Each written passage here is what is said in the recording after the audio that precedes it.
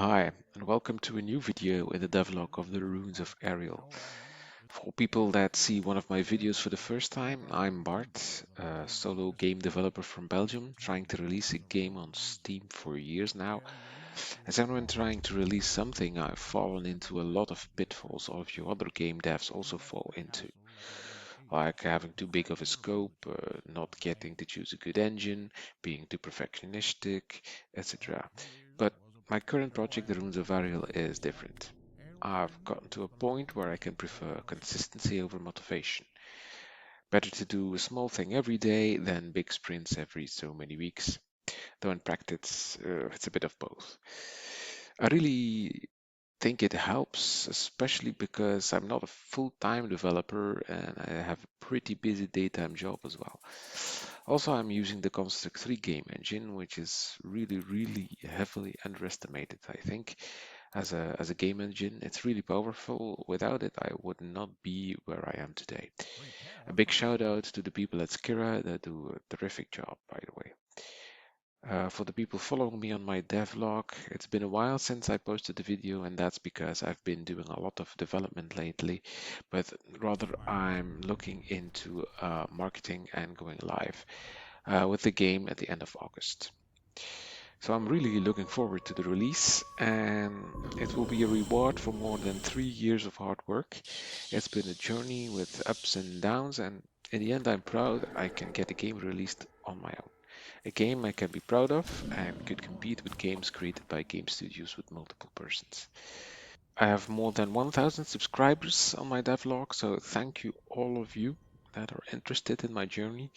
I wanted to give something back to the community, so I decided to share my numbers and stats with all of you. Um, so all of you solo developers, indie developers out there that are looking to bring their own title onto the market, so they can see what the results are of my work. So the Steam Next Fest June 2024 is just finished. I decided to enter it in preparation for the release. I wanted to do it right. No compromises, adhere to all of the tips and tricks that are out there, so there's nobody or nothing to blame when things go the wrong way. One of the first tips you see around the internet is to get the most exposure is to bring out your Steam page pretty early. And that's exactly what I did. It's about a year now. You can find a video on it on my devlog dating back to July 2023. So I'm assuming that that's early enough, more than a year before the release. The second tip regarding the Steam page you can find by all of the experts out there is to not do it yourself, but have assistance by experts in the trade. And that's also what I did. I contacted guys at Campaign Cooperative who specialize in indie devs with very little budget for marketing. They made me a proposal whereby they would analyze the target audience for marketing the game, as well as set up a Steam page for handling things like tags, descriptions, etc. That proposal cost me a few €100, but I decided to do it anyway because, again, I wanted to do it right and not leave anything up to chance. What they didn't do is provide the visuals themselves, so all of the capsules for the sales page or the library, which needs to be in a specific format. I created some myself, but all of the tips you can find out there state that it's better to have them created by a professional. That's why I decided to contact someone on Fiverr who specializes in creating Steam capsules. That's also costing me a few €100, but the results are pretty nice, so it's quite worth the investment in my opinion. Again, leaving nothing up to chance. So the next thing I did was translations. The game itself is not translated into any other language, but one of the tips you get for more exposure is to get the Steam page translated into the most important Steam languages. So that's Brazilian Portuguese, simplified Chinese, German, French, Italian, Spanish, and Russian. Because I speak Dutch myself, I threw in the Dutch translation as well, anyway, even though it's not in the list of the most important languages. Next up is the trailer, and that I also had done by some guy on Fiverr that specializes in Steam trailers. I had two flavors actually. One temporary one that was on the page for more than 10 months, which I created myself. just some footage of the game as it was back then, and then some music I bought a license for. Based on some feedback from the marketing guys at Campaign Cooperative, I chose to change the build up a bit and some extra footage and added some more creepy music. It was put up together by a professional on Fiverr, again, not taking any chances on that. So there are four last checkboxes that should be checked in order to have success in Steam, and that's having a demo out, having a Discord channel to build up a community, streaming the game during the next fest, and having a game that is an attractive genre. So the last one is kind of tricky, of course, because you basically start your whole journey by choosing a game genre. And back when I started, I never knew how good or bad the genre was for Steam. Luckily, the deck build genre isn't bad at all. As you can see on the graph here I got from How to Market a Game site, I'm sure it's all familiar to you guys. So you can see the roguelike deck builder is low on number of games as well as high on revenue estimate. That's lucky, by the way, because my choice for this type of game is just because I love playing the genre and I have some experience creating it. Also, it's not so difficult to generate some nice content for it versus building a shooter or any other game that requires to have a huge number of levels or assets. That being said, I also released a demo. That's basically just the same game, but I built in a switch that when it's turned on, when building the executable, it restricts the game to only 3 journeys. A very easy way to build a demo, by the way, having a demo is an absolute requirement for attending the next fest, so I had to create one anyway. I also created a Discord and put a link in the main menu of the game. It's quite essential according to the marketing guys, but at the moment of recording this video, there's only 2 people on there who have, by the way, provided some valuable feedback. Thank you for that. I also streamed the video to Steam while the next fest was underway. I don't have any stats on that, but I'm told it's quite important too. So the last thing that's left for a good next fest result is a marketing campaign.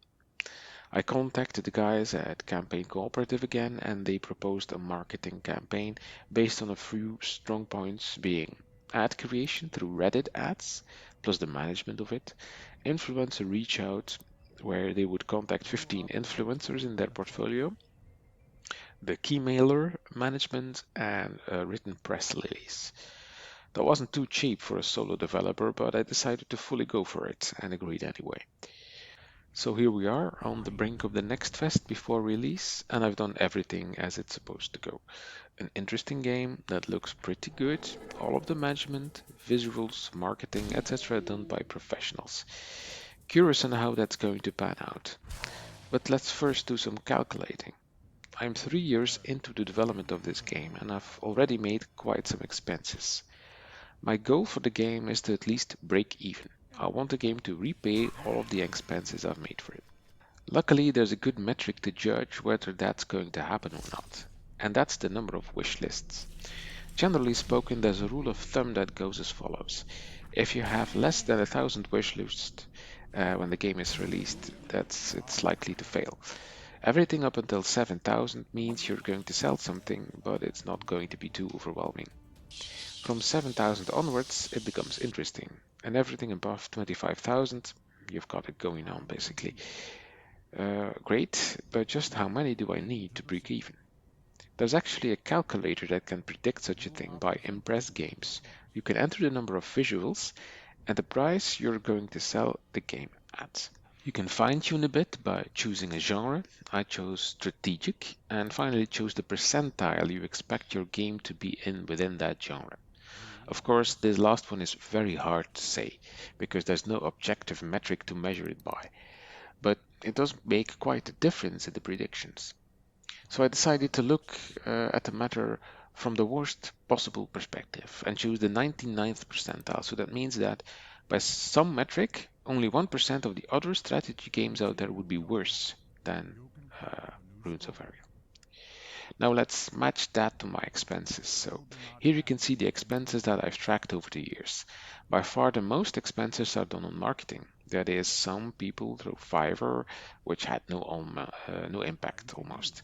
Some Google ads, which also had very little impact. Some Reddit ads, which had some impact, but not too much, not enough to justify the cost. And Lurkit, an alternative to Keymailer, which also had quite a moderate impact given the high cost involved. So next to that, it had the cost of the Steam promotion. That's the cost involved in finishing up my Steam page and getting it to par by professionals. I made quite some expenses on the graphics as well, which really paid off. And next to that, there's also sound. Not only the soundtrack for the trailer, for example, but also the in-game sound effects and the narration you can hear in the game. Putting everything together, I get to about 6,000 euros over the period of 3 years. That's quite something. Let's say about 2,000 a year, but by far the heaviest expenses in the final year. So how much do I need to make? Well, let's first convert it to dollars, $6,400, and now take into account that everything said and done, Belgian taxes are also going to cost me about 30%. That makes $9,150.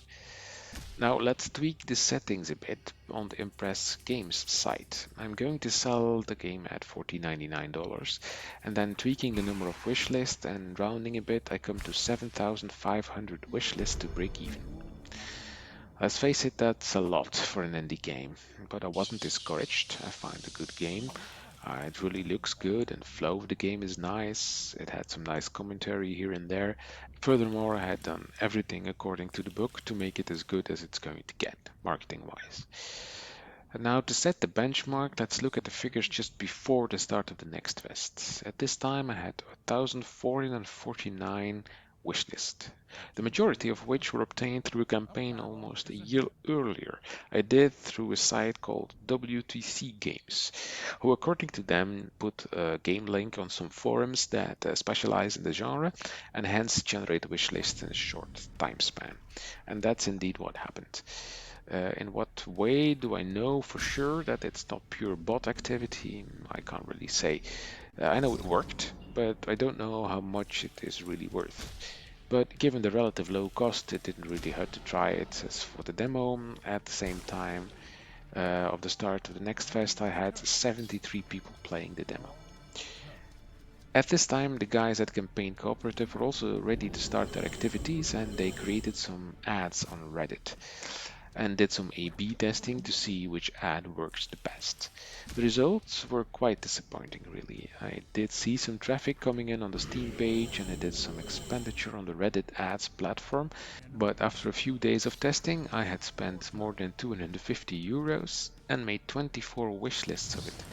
That's about 10 euro per wish list. That's really poor and not really worth the money. So the guys at Campaign Cooperative advised me to change the strategy away from ads, which would be very costly, to influencer marketing. They advised me to buy the influencer outreach package of Keymailer that gives you access to hundreds of influencers that you can offer the game into in the hope that they will make something for you. So they sent out hundreds right before the start of the fest. 5 days before the fest, only 29 of them were redeemed, resulting in 1,508 wish lists in total. The press release did do something. When I googled the Runes of Aereal, I did come across some sites where it was mentioned with the press release that was sent out by the campaign cooperative.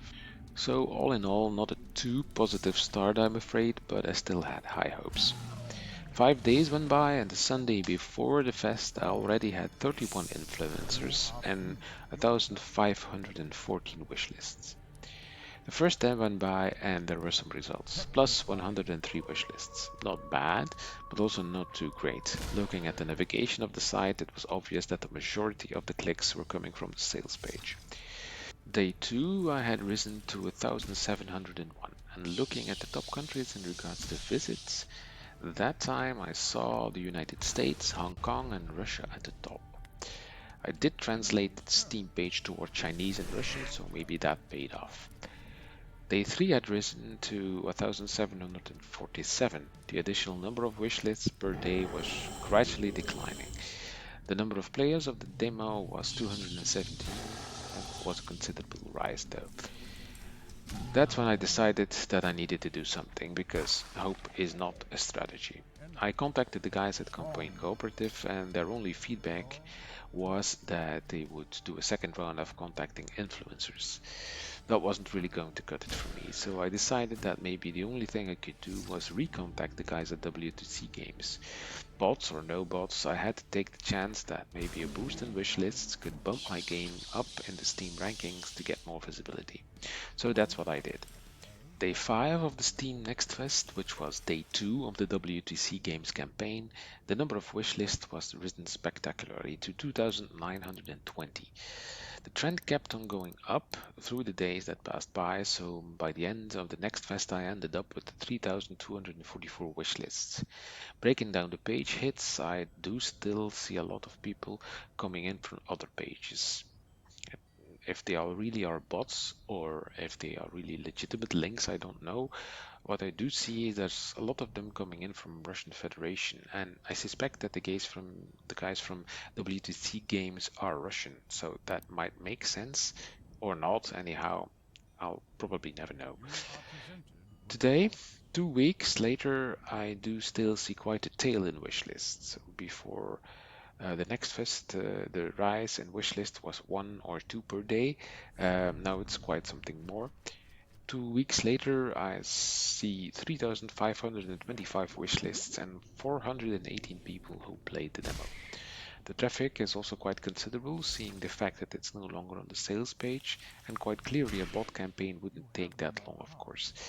When I look at the number of people playing the demo, well, it's risen to 418, which is quite an increase to only 73 before the campaign started. If the wishlist were all bots, the number of people playing the demo would probably not have risen so considerably. So the event is done. Steam presents me with a short recap, and they tell me that during the campaign, 295 players played the demo, 37 of which wishes as a result, which is about 12%. That percentage is really not too bad in my opinion, but I could be wrong. The campaign gained 1,638 wishlists, about 80% I'm guessing coming from the WTC game efforts, and the rest coming from all of the efforts done by the campaign cooperative. Of course, that's a wild guess because you can't really say, but given the significant increase the day after initiating the WTC games efforts, there is a lot to be said about it, of course. Now, looking at Keymailer, 102 people redeemed the key at the end of June, resulting in primarily some YouTube and Twitch coverage. The number of views is very, very low, so I'm not really convinced that this is a really considerable factor in the results. I also checked the backlinks to the Steam sales page. Of course, I don't have a license to specialized sites, but some sites do give an impression.